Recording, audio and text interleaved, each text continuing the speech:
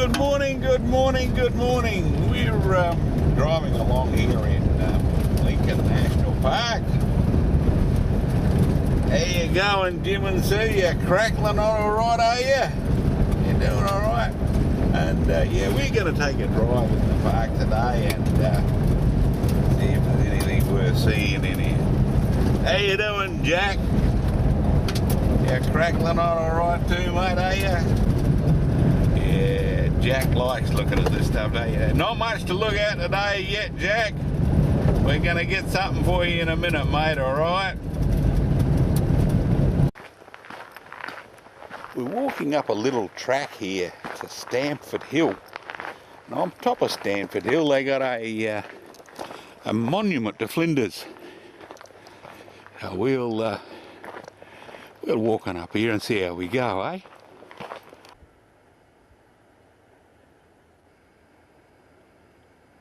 It's just up the side of Stamford Hill. Jim and Sue took us for a walk this morning. How you going?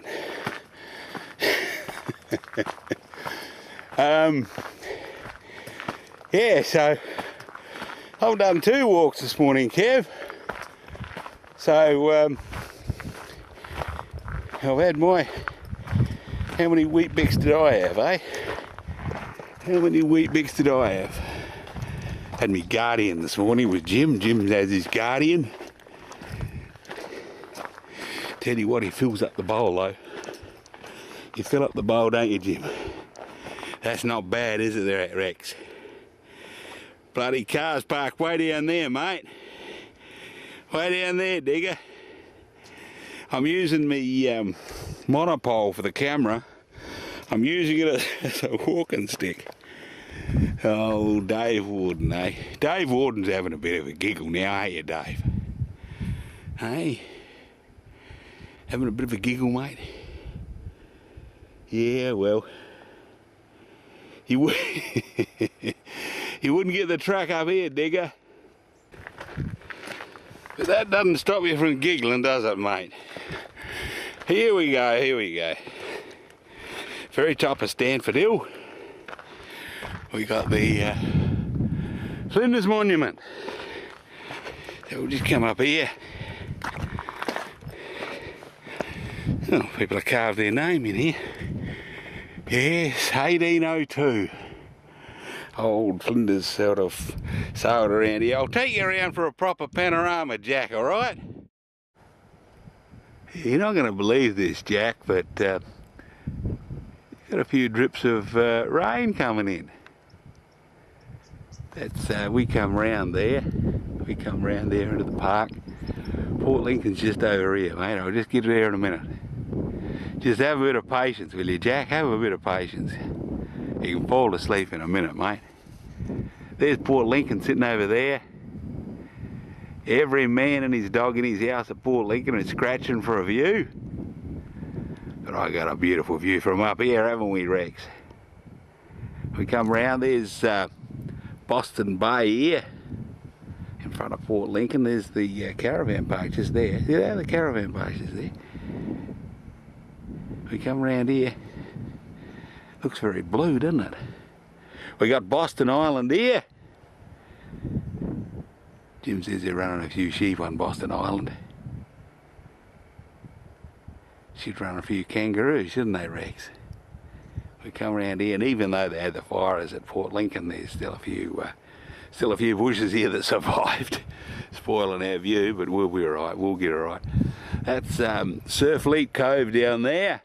There's Cape Donegan out there, and if I see if I can scratch up a few tuna farms. Got a little boat out there for you, Rex. He's coming in.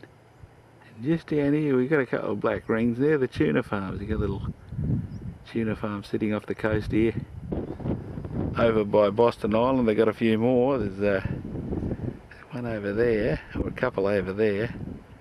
And I think there's one here, I think that's the tourist tuna. I think that's the one where they take the tourists out. There's a little boat coming up to him, Jack. I think I'm swaying around on the camera here more than the bloody boat is. What do you reckon, mate?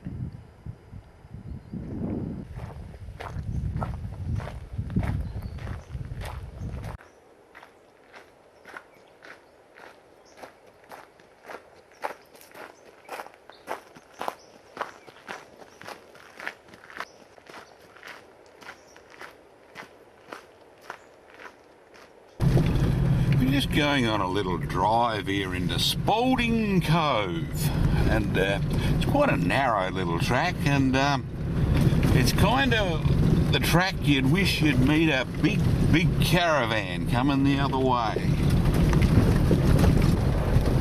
I suppose if you did meet a big caravan coming the other way, one of you would have to one of you would have to blink, wouldn't they, Dave?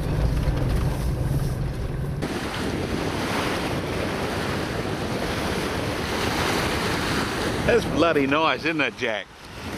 I thought I'd park close to the water here, Rex. What do you reckon? I was going to have me dinner here on the table here, but it's a little bit cool and a little bit inclement. Got a bit of wind coming. And it ain't from the tea I had last night. That's not bloody bad, is it? You can camp here, Rex. Yeah, you can just camp over there, mate. I'll just go up and show you. Yeah, you can camp just here, Rex. Just here, mate. Pull the car in here, set up the tent. You can put the campfire here next to the shore here. And your missus could sit there and knit teddy bears. How does that sound? Sound alright? Bit windy at Spalding Cove. But I got King Oscar sardines, little ones, with them in bread. And I've got a, have that with an apple. It's a Port Pirie apple, that one. And I've got some fairly good milk. Jim's going to be racing out, well, he's probably already done it, buying a carton of this, because he wants to try me cake recipe that Claire gave me for making cake. And I got a bit of here, the food recommendation, alright? I've got a bit here, I've got a bit of me cake here. No sugar cake, so we're going to have that as well. Gave Jim and Sue a bit of that last night, and they thought it was mediocre but acceptable. Yeah, beautiful little campsite at Spalding Cove. So there you go, Rex, just out of Port Lincoln, and you can have a quiet weekend listening to the little waves splashing on the beach. Beautiful, absolutely magnificent. You're waiting for me to say that, wouldn't you? A place called Fisherman's Point. You can camp in the bushes just up in there, and you can actually get a caravan in there. But I'm out here at the actual point of Fisherman's Point. You've got the old Dowdy parked here. And, got a few pelicans down here. And just because I start filming, it starts to bloody rain. Anyway, that doesn't concern you one little bit, does it, Jack? Shags, mate. Yes, there's a few of them. There's a couple more on those rocks there, and that rock there, and here a rock, there a rock, everywhere a rock. Yes. A fairly exposed bit of land here. The poor old tree's struggling, I reckon. Poor old tree struggling. We got Port Lincoln. I've just come down here. In behind the tree here. We've got Port Lincoln way over there.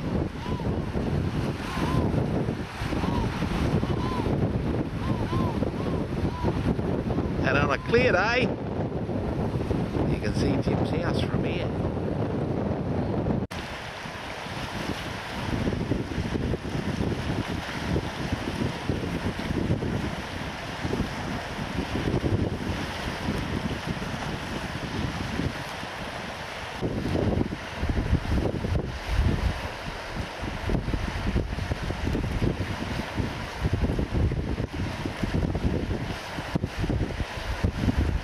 at Cape Donington.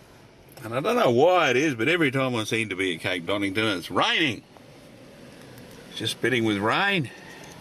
We got the lighthouse up there. And we got a nice scene out here for you, Jack.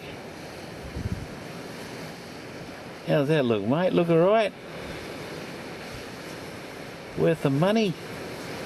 And your widescreen telly? That's bloody beautiful, isn't it, mate? Oh, she's a bit windy. She's a bit windy. She's still spitting with rain. I've been out there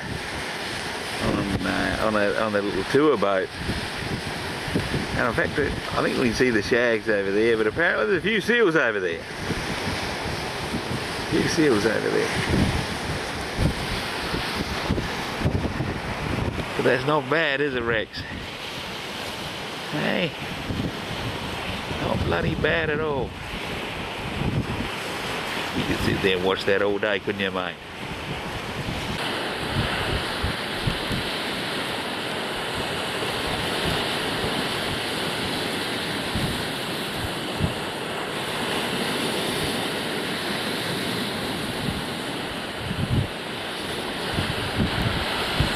Feeling seasick, Dave?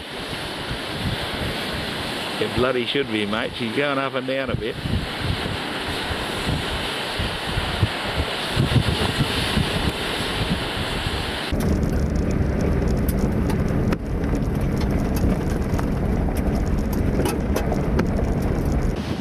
We've got Cape Donington light out there. We're down at a little place here called September Beach. It's a little day visiting area. And Jack, have a look at this, mate. Have a look at this, mate. One of the little shelter here, it's drizzling with rain, but the life of the rich and famous, mate.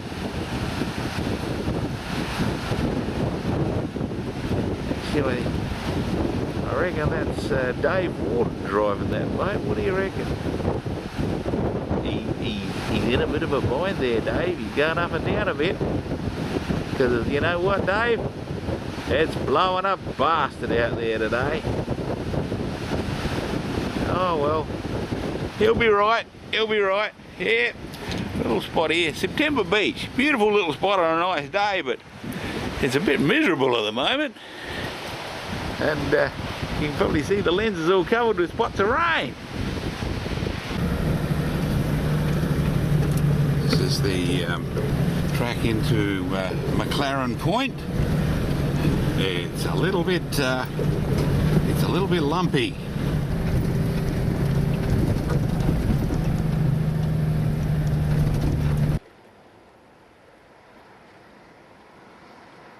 McLaren Point. I blame you for this, Tony. You know that. How you doing, Tony? How those King George Whiting running, mate? McLaren Point. When I was coming out to Donington, my brother Jim said, "Oh, you should go out and have a look at McLaren Point." I said, "Why is that?" He said, "Oh, Tony likes it out there. Road's a bit rough, Tony." Then again, take it easy and we're alright. That doesn't look bad, does it, Jack? How you doing, Burrell? Still going alright?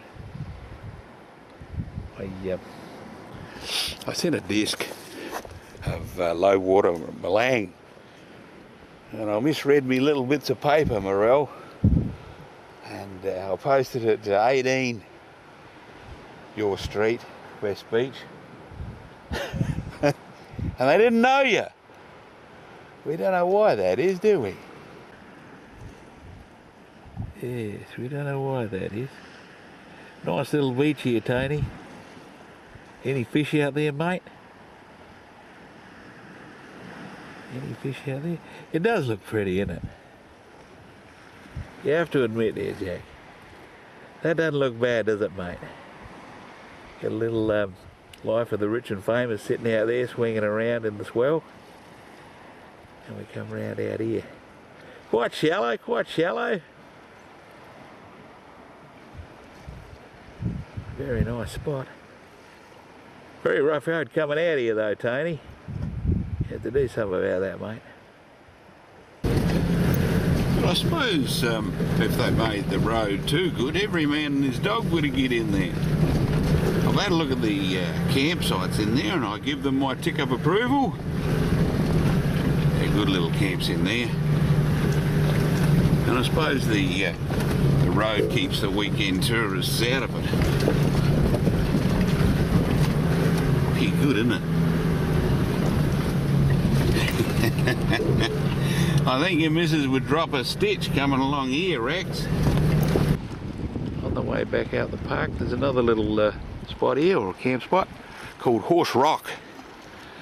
And it's on the sheltered side of the Donington Peninsula. And you can see Port Lincoln is just up there.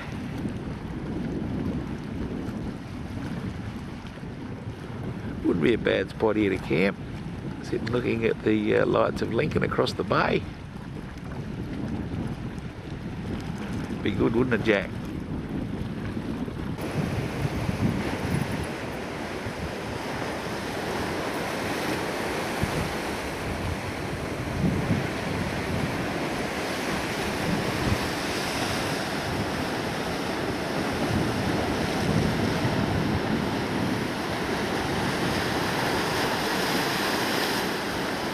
We're at Sleaford on an overcast afternoon. There's a nice break coming in. I don't know how cold it is in the water, but it's quite cool out here. Lucky they got them, what are they called? Seal suits on. The wetsuits. Keep warm. They need it in this weather, don't they, mate?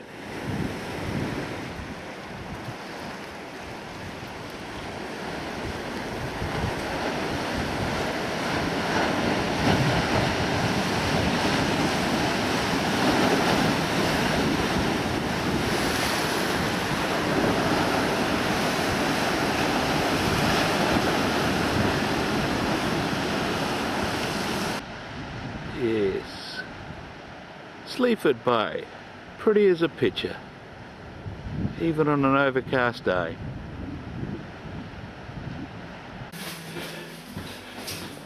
How'd you go with the cake, Jim? Pretty good. I'll tell you all about all the measurements of it. This is my little note here of what we put in it. It's called the TP Feel Good Iced Coffee Cake. I think it's actually Claire's recipe. Oh, well, sorry Claire, but we've pinched your recipe. 3 cups of self-raising flour. Notice white wings. Our mother won a motor car with white wings. God.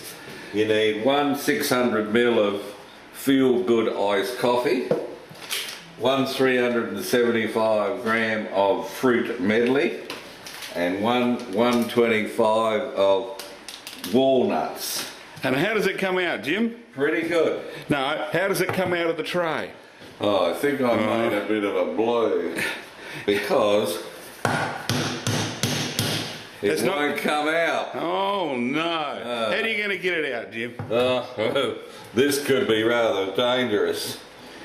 We'll try. Oh, it doesn't like that. How you doing, Claire? You still watching? Oh no. It doesn't like coming. Where's the one we prepared earlier? We did that one. Looks pretty good, doesn't it? It's not bad. What do you think, Claire? There it is there. TP's going to take this out to Memory Cove. Oh, I don't know. We better not wreck it. I think, what's the story? Baking paper. Baking paper. Baking paper. I read the label on these. These are brand new. And it said they're non-stick. And it said they're non-stick. Well, oh, we didn't do too bad. Have a look at that. That's not bad. Ian Phillips would be proud of that, wouldn't he, Jim? Yes. And our mum too. She'd be proud of us. Pretty as a picture, isn't it? Port Lincoln's in a very pretty location. We're here at Billy Point Light, and we're looking at the marina at the moment. And there's a house I reckon would suit you down the ground here, Jack. You see it there, mate, right in the middle? Life of the rich and famous, mate. The life of the rich and famous. That's not bad, is it? And, we've got the rest of Lincoln up there in the hills, going on around the bay, Boston Bay. Left Port Lincoln, we're going to go out and have a look at Wanna on our way to Memory Cove. We're going to Memory Cove today. Here you are, Jack. On a very windy morning. That's the headland next to Wanna Beach. It's not bad, is it, mate?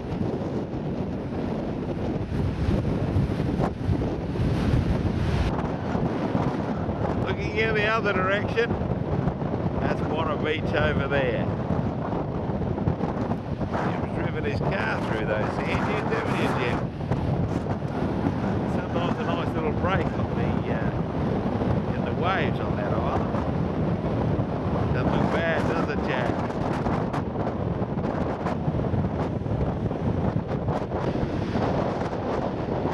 I was talking to the man who's grading the road into Wanna, and he said, oh, there's another viewing area around the side where you can get a better view of the beach. But that's the beach at Wanna. It's a little bit more out of the wind here. You can hear me talking, which may or may not be a good thing.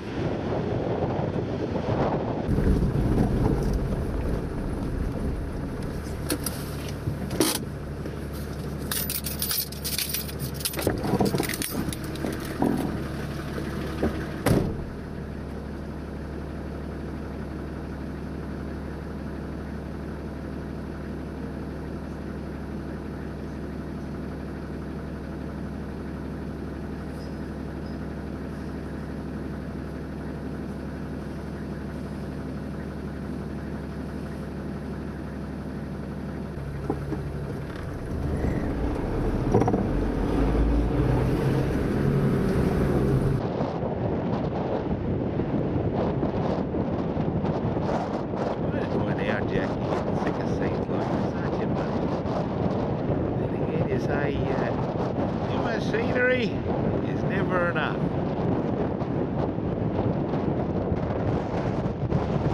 I suppose it is a nice coastline along here. Near Cape Catastrophe, Lincoln National Park.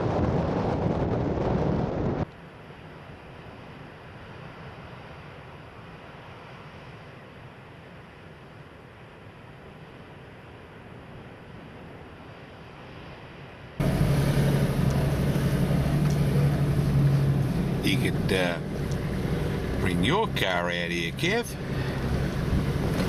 Might have to put it in four-wheel drive though. We're on the Spencer Gulf side of Cape Catastrophe now, and that's Williams Island out there. And on the other side we got Smith Island, Hopkins Island behind it, and the big one you see in the background running there is Thistle Island.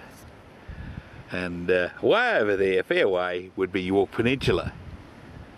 So we're starting to look at bits of Spencer Gulf from Cape Catastrophe.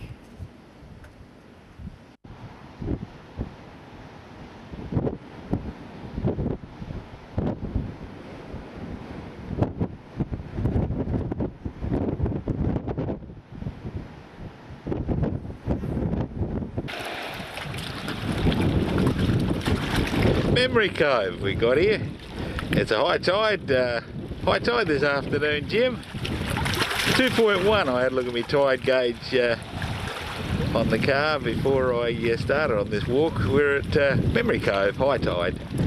Where Flinders came in 1802, and while they were scratching around for looking for water and that, they put a little engraving on the stone here. It suffered a bit of vandalism, Jim. The little buggers have got to it, mate. We've got an arrow going up, and then a level, and 4 FT, 4 foot. So 4 foot above this line, which is up here, used to be their mailbox, and they used to put various accoutrements here to be picked up by other people should the need arise. Over there we got Grindle. Hello, Grindle. And Lewis. Is it Lewis? Oh, I'm not sure. I'm not sure. That might be Lewis Island. I'm not sure. You'll have to look that one up, Jim. I reckon it might be Lewis Island. I'm not sure.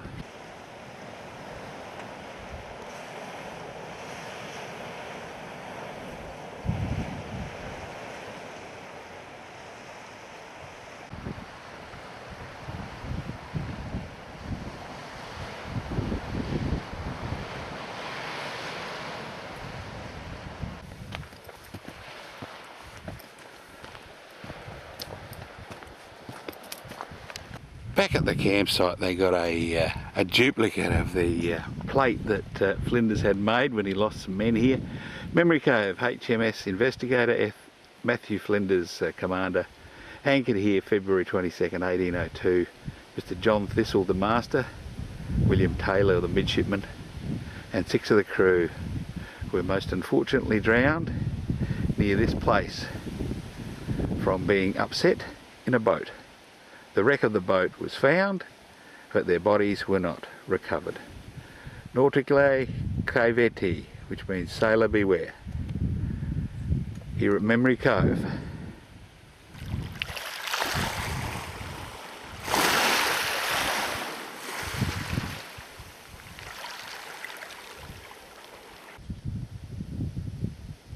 This is a magic spot here.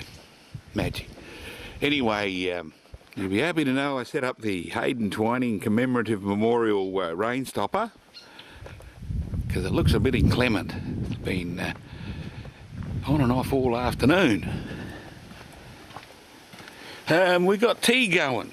I know we're a bit early. What do we got here, Jack?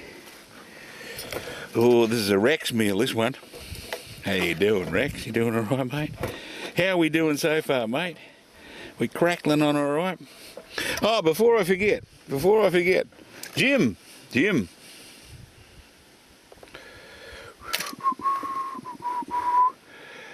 Oh dear, we got everything that opens and shuts here. What have I got here, Rex? We got some watties. Always buy watties because they're fun. Baked beans with sausages, up Sauce Creek.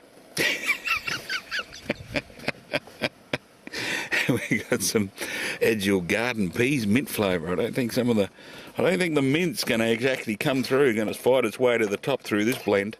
Got some sunburn and stars, of course, and a bit of French black pepper.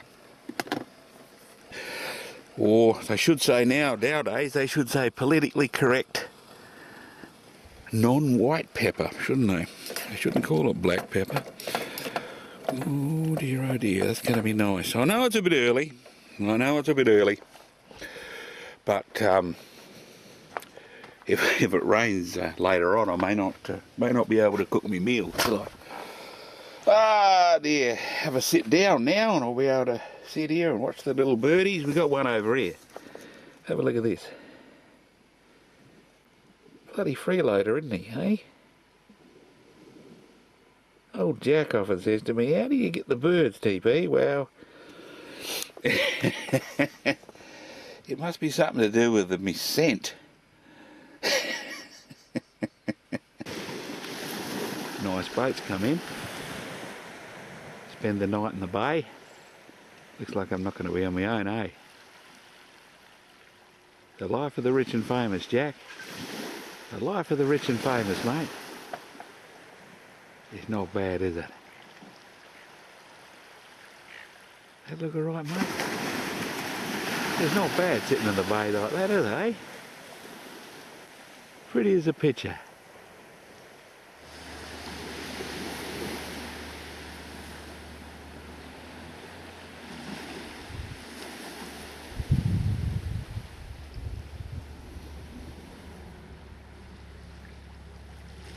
Looks like I'm not going to have company tonight.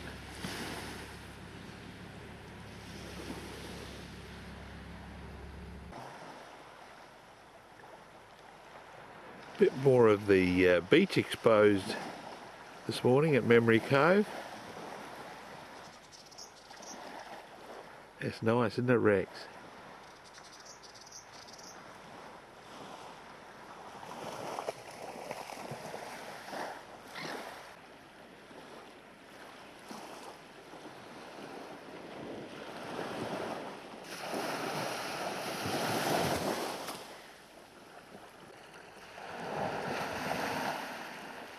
Yeah, it's a lovely spot here.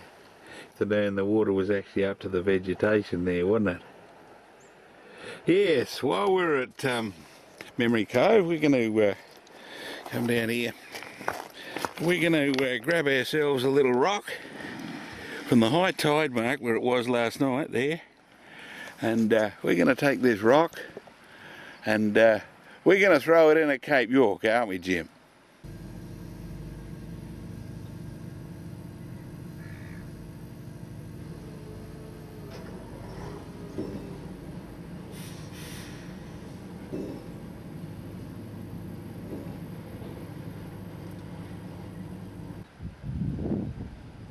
Jack always likes to look at the life of the rich and famous, don't you, Jack? We're in the Port Lincoln Marina, and we're going to go out on one of these tuna boat tours and have a bit of a poke round out there and see what the go is with that, eh?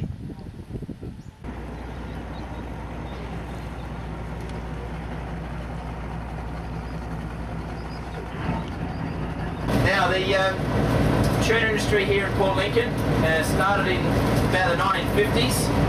One thing that I'm just going to drop the tuna story for a second. I'm going to go back a little bit further because it's important to understand about how Port Lincoln set itself up, and it's basically a wholesale town for fish. In 1938 they opened a cannery here.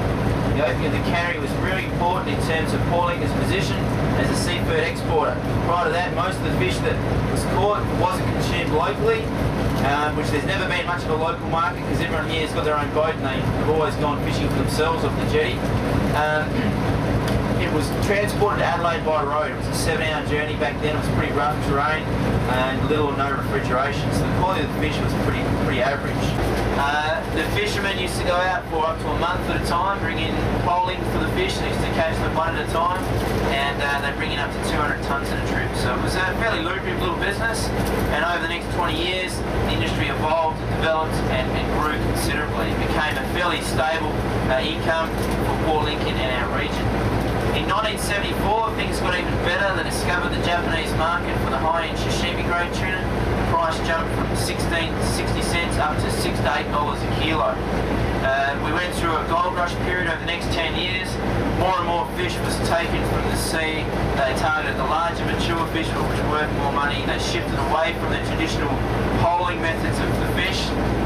Don't worry, if you don't understand poling, I'll put on a documentary a little bit later on to show you that very clearly. They started using nets or pisoning to catch the tuna, and this put the mature fish under considerable threat and pressure. In 1984, the industry peaked. We caught 80,000 tonnes of tuna in one season. That was a global catch, and the lion's share of that was caught here at Port Lincoln. So it means that the fishery is really important to the success of Port Lincoln. We're in a situation now where we're back to sustainable levels. By 2010, they'll increase our quota of our allowable catch because the fishery is now sustainable. The management practices have worked and the fish numbers are returning. Our other fisheries here in Port Lincoln are some of the largest and most valuable fisheries in Australia, and also very sustainable. Our aquaculture now, amongst our tuna, kingfish, mulloway, oysters, abalone and mussels, is producing the highest gross tonnage of aquaculture output in Australia as well, at considerable value. So the town itself is booming, it's going on very nicely. While everyone else is facing economic downturn, we can't get enough labour here. However, we're not getting as good a prices for our fish as we used to, so things will be a little bit different next year. I'm going to tell you a little bit more about the fish in the cages when we get there, as it's a lot easier to understand them when we're looking at them. For now, however, we're going to get going. I'm going to put tuna wranglers back on for you. Don't worry if you can't hear it. I've deliberately turned the noise down because I'm much more interested, and I'll tell you all about it anyway. We also have, for those who wish to go for a swim, wetsuits and masks available for hire on board. I'll come around directly, and those who wish to hire some, please let me know. I want to leave you with one thought. I like to sum up our industry in our town this way, because to me, I think it closes off the story nicely. But if you think about this town and its development, after the Second World War, immigrants from Europe settled throughout Australia. They brought with them skills and labour, and are largely responsible for teaching this country how to grow and expand. And in Port Lincoln here, they taught us how to fish. Within 2 generations, those same immigrants have bridged the gap between fisherman and farmer. Most of them are now worth millions of dollars. They've developed tuna farming around the world. They're now responsible for taking that technology back to the Mediterranean and teaching their ancestors how to farm fish. And they've done that within about 60 years. So it's pretty incredible, and it means that Port Lincoln has a bright future. So sit back and enjoy the ride. I'll come around shortly, and if you've got any further questions, we'll have plenty of time to ask them a little bit later on. Thank you.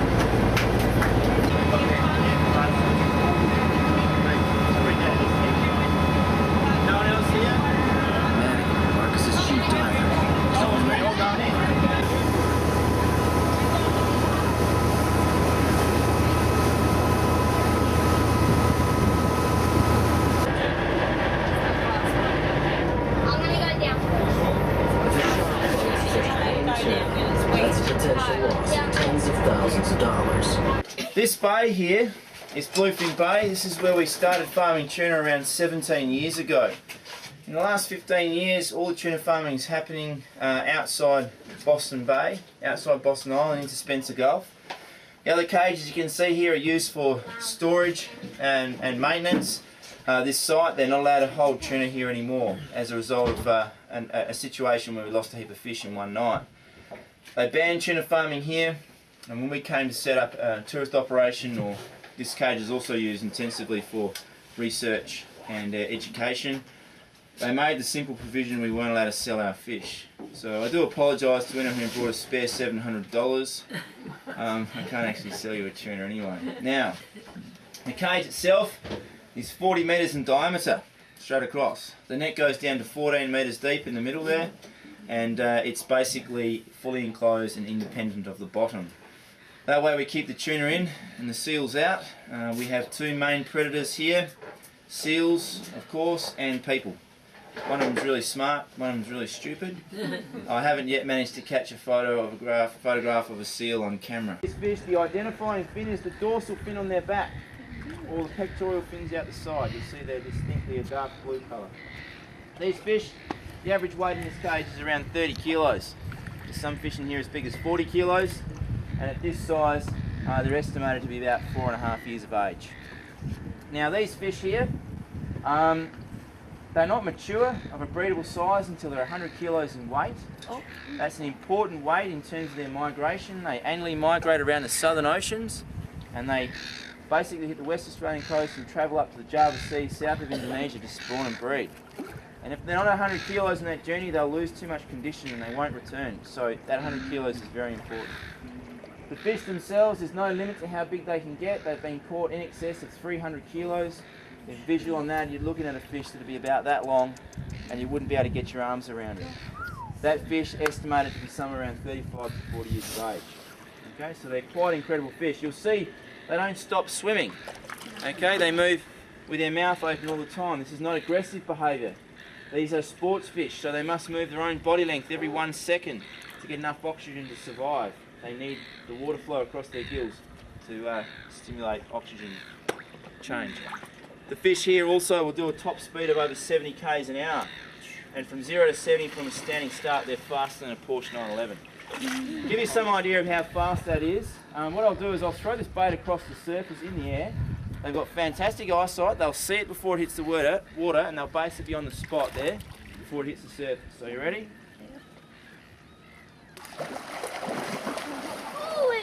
The best thing you can do today is swim over there and I'll throw a bait just in front of you. That's the only way you can get a decent photo, I reckon. Yeah.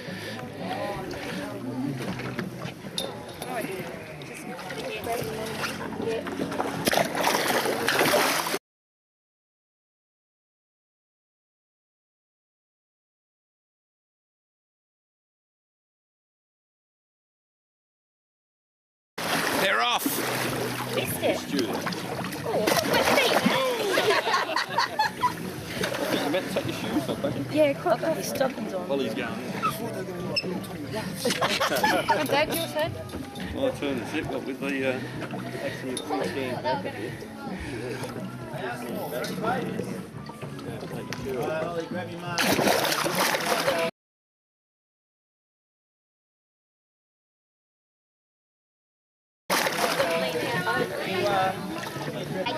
We'll go one more. Let's go. Come on, Jake. I'll come help you. Let's go. We'll go one more. Oh, he got my hand.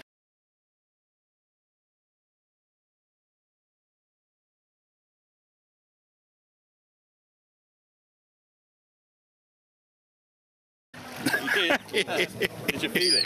Yeah, oh yeah, he got it. See this, Brian? Watch this. We're in the underwater viewing area now and we'll have a look at him. That last one just got my finger a bit.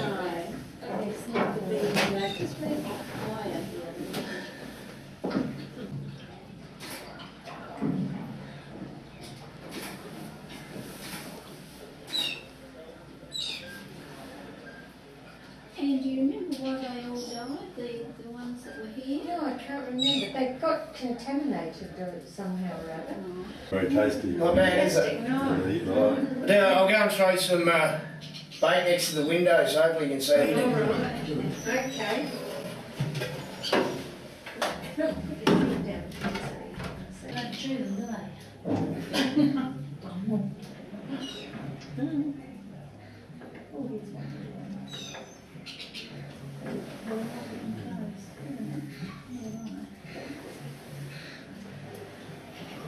These tuna would get to actually retire. Well, yeah, these ones, yeah, They're the lucky ones. they're the lucky ones. Yeah. Are these the ones that John West rejected? He'd love to get his hands on these ones.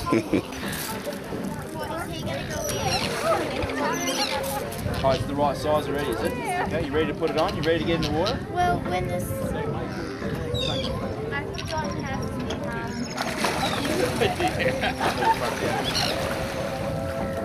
I don't have I'm surprised you're good enough here. Trying to get that as speed as you've got. Righto, your turn. One, two, Guys, move out here, mate. Look down, look down. Yeah. Cold. Cold? We'll move around. It's refreshing. Move around. Move around. Come out here. I thought you Canadians were used to the cold. Come on here. You're right. You ready, Jack? Watch this. Well, they're right out there, Jack. Pretty quick. Get out now. No. Oh, just stay there. Just put your face under it. I'm not putting my face under it. Oh, God. I'm surprised that you've got it. You saw her what? I don't know.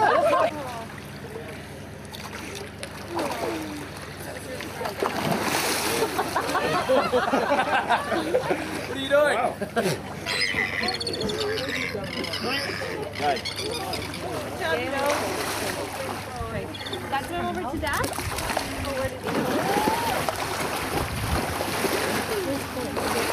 Go! I did it. Yeah, but that's me. Come on. Right, funny.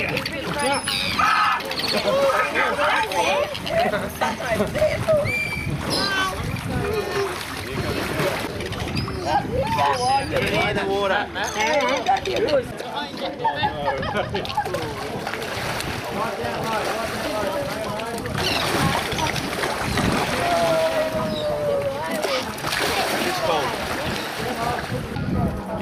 No more? Okay,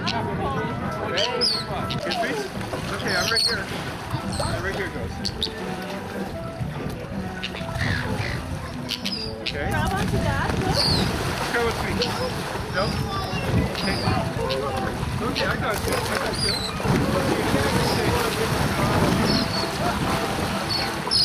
Okay.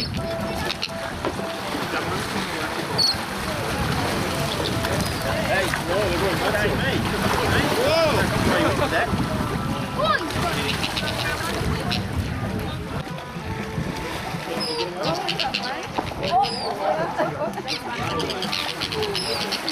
They're not wasted.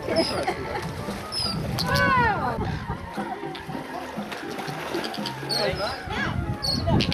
Grab your mask and going quickly or we're going to have to go.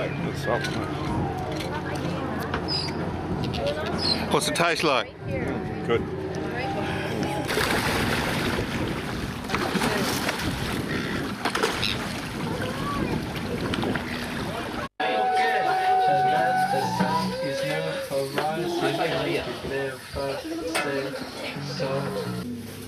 Okay, just quickly before we head off, I'm going to put on for you one of my home fishing videos. I always like to show this because it proves I wasn't always a soft-handed charter operator.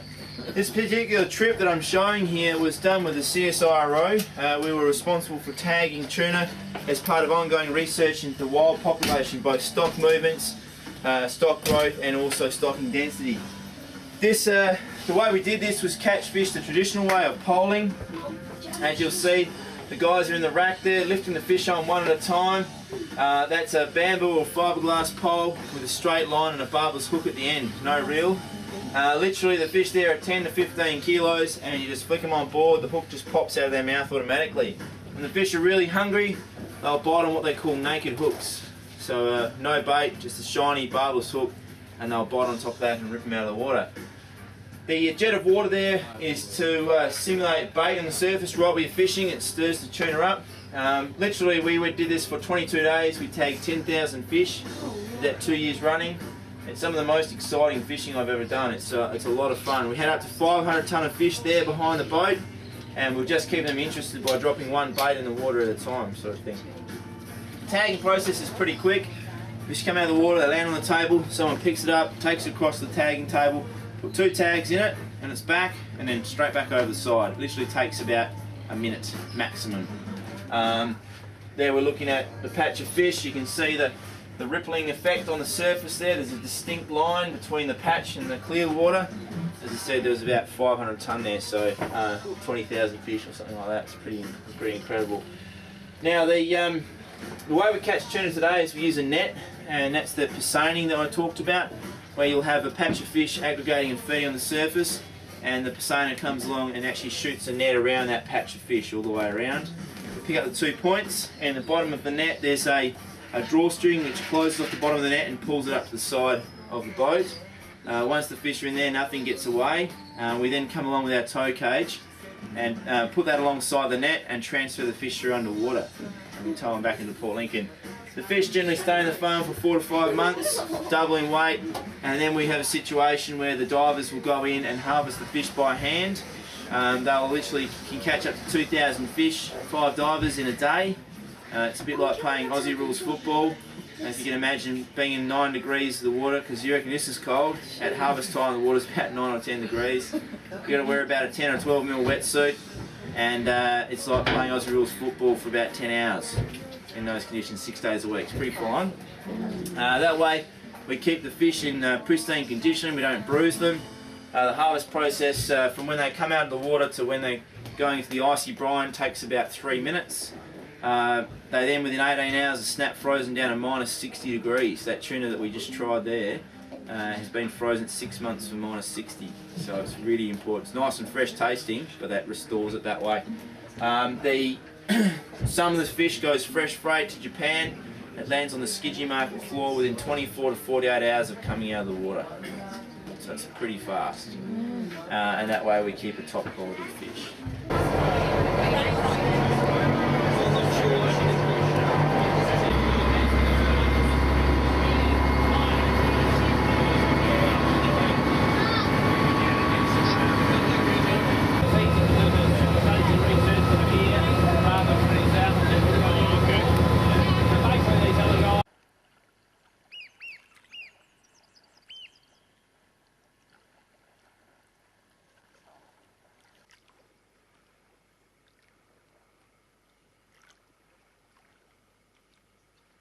Isn't that beautiful?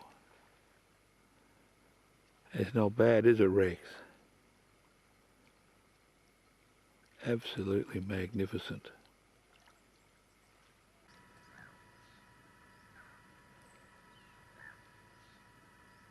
This is Spalding Cove, Rex. And I camped tonight in the spot I showed you earlier on. It's absolutely magnificent. We've got a fisherman out there this morning in the early morning light. And the sun's just trying to peek its way through the clouds this morning. The mudflats are exposed this morning, Jim. It's low tide. And it's absolutely magnificent here.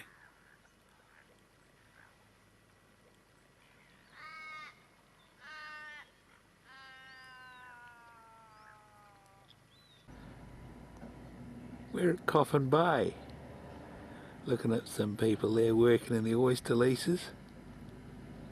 Low water now, about 0.7 of a metre, was 2.1 last night. It's fairly high.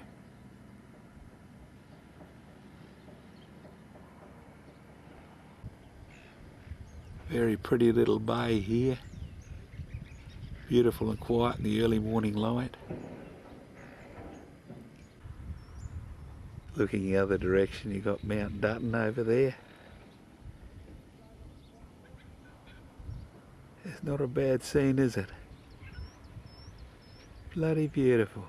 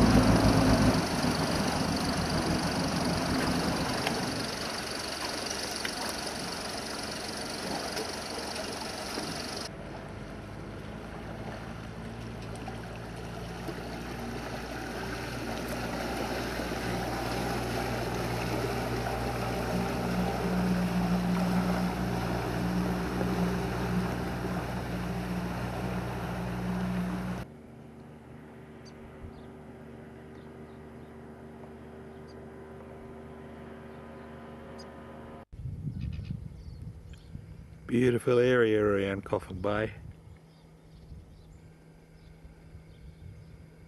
Absolutely magnificent, isn't it, Jack?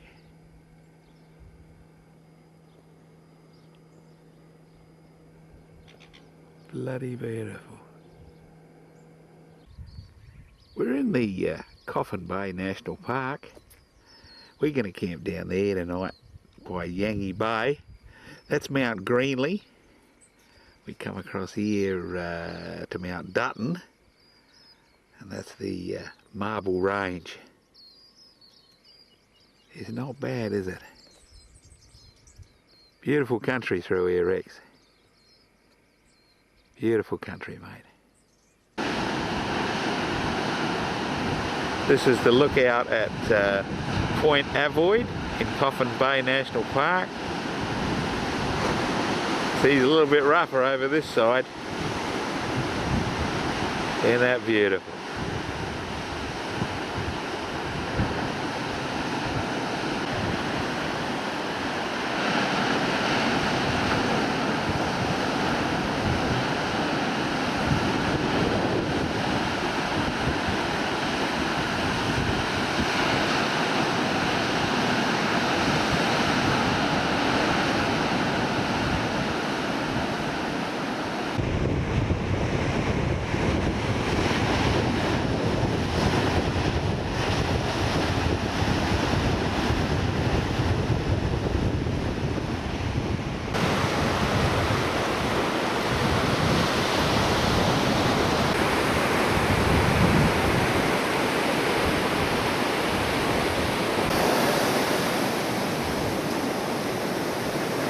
Looking towards Golden Island in the Coffin Bay National Park.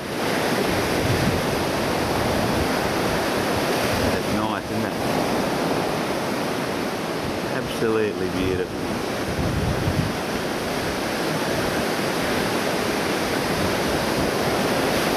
Watching the waves roll in. I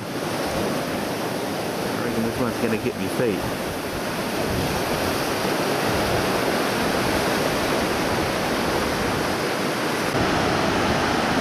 Those wind turbines are actually just west of Port Lincoln. You can actually see them from Port Lincoln, and you can see them here from Coffin Bay National Park. Oh, they're a long way away. They're a long way away, Rex. Over in the other direction we got the sand dunes near Gunya Beach.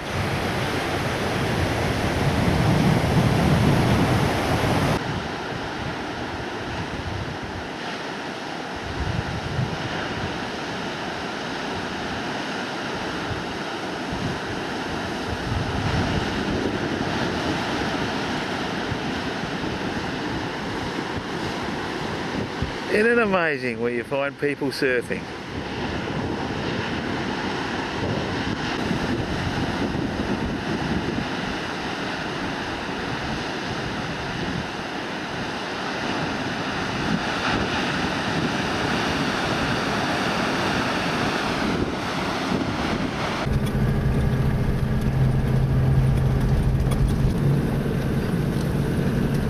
Heading into a little camp spot in Coffin Bay National Park for the night, Yangi Bay.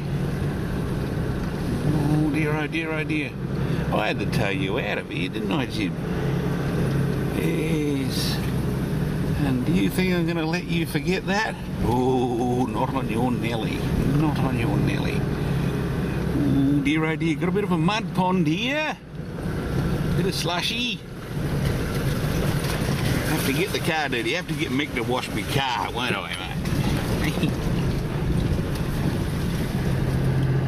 This is the little bay, and we drive along the shore here to our campsite for the night. Hope it's not too boggy. Hope it's not too boggy. High tide last night. You saw that, didn't you? You see where the water's been up here. Oh dear, oh dear, oh dear. This is Yangi Bay, and I'm camped right next to this tonight. Yes, yes, yes, yes. Our old campsite here, Jim. You'll be happy to know it's still here, mate. You pulled your car in here, remember? And you lit your fire over there. And remember, you dragged this big log over here, Jim. Well, it's still here, mate. It's still here. And another thing that was still here was our rocks, Jim. The rocks I used to hold up the car. They just needed a bit of tissing up, but they were ready for me. See, I got the rocks under there to try and keep her a bit level. Yes. Nice spot here. Nice spot here. There's a rumour has it that on a good, still, calm night or windy night, you can hear the surf running. Yes, beautiful. So you got to look out. You got to speak. You got to be very, very quiet up here. Shh. Tourists. This is where I pulled that combi out, Dave. Remember that, mate? That's little Yangi Bay over there. We was camped by Big Yangi Bay last night. Yeah, the diff of the old combi touched bottom here and she spun her wheels. All good fun. All good fun, isn't it, eh? Quite windy out here. Arno Bay. Yes, Arno Bay. Yeah, out Arno Bay they got a little boardwalk out here out to their little mouth of the creek here. Little tidal estuary. We've walked out the end here all that way back there. creek, a tidal estuary anyway, little inlet here. What do we got over here? Under the collectors, mate. Under the collectors. You can't get away from them, can you?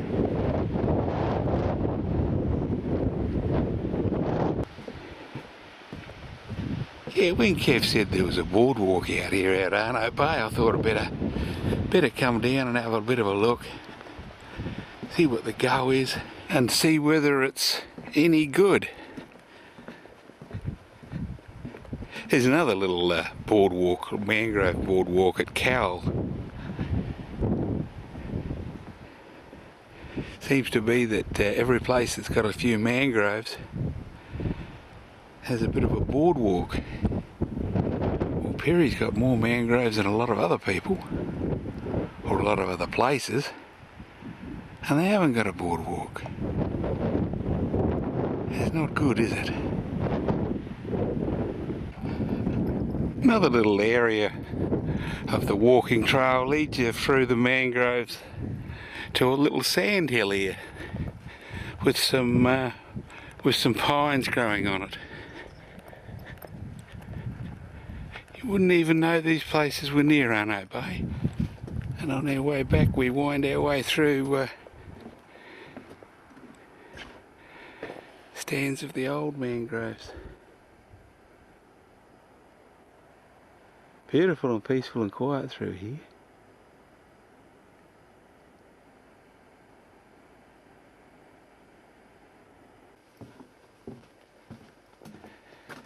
Anyway, I hope you like our little postcard from Port Lincoln. We'll catch you later on, eh? Oh well, good night people.